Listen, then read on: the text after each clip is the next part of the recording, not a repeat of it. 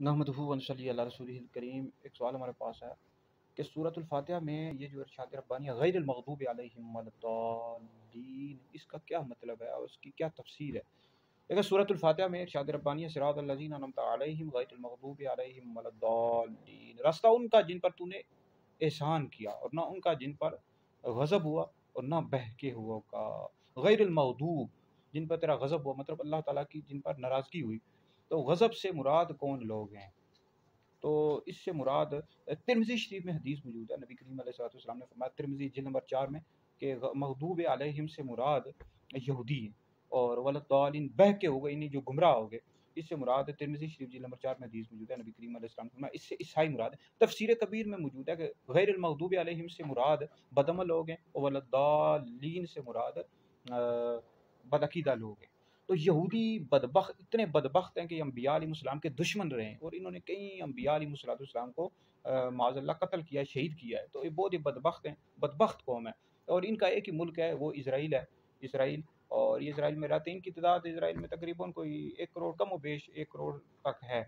बाकी ममालिक में फैले हुए हैं। हिटलर जो ईसाई था, उसने इनको चुन चुन कर कत्ल किया। तो बहुत ही बदबख्त है। और जो दज्जाल होगा यहूदियों में से ही होगा। तो ये अपने मुल्क के लिए बड़ा काम कर रहे हैं। इसराइल को आप देखें तो बड़ी तरक्की कर रहे हैं और लोगों को उधर माइल कर रहे हैं कि लोग उधर आएँ और यहूदियों की ये तबलीग वगैरह भी करते हैं अपने मज़हब की। तो बहुत ही बदबख्त हैं, अम्बिया अलैहिस्सलाम के दुश्मन रहे हैं। तो इन पर अल्लाह का गज़ब नाज़िल हुआ, नाराज़गी ज़ाहिर हुई कि अम्बिया अलैहिस्सलाम के दुश्मन रहे हैं। और पता लगा कि जो नबी का दुश्मन हो उस पर अल्लाह का गज़ब होता है, अल्लाह की नाराज़गी होती है।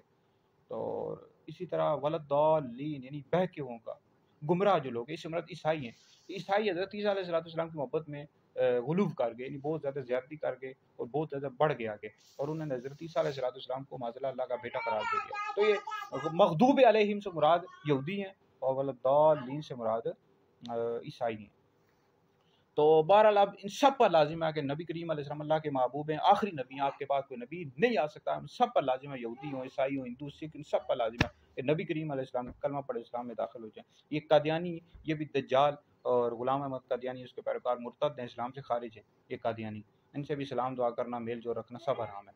और तो एक दूसरा तीसरी बात यह है कि गलत दौद नहीं, दौद पढ़ेंगे, ज़ौद नहीं पढ़ेंगे, ठीक है? वहाबी पढ़ते हैं, देवबंदी इस तरह पढ़ते हैं, असल अब दौद है, ठीक है जी? जब भी नमाज़ पढ़ेंगे, नमाज के अलावा भी दौद ही पढ़ेंगे। तो जानबूझकर पढ़ना ये हराम है, सख्त गुनाह है।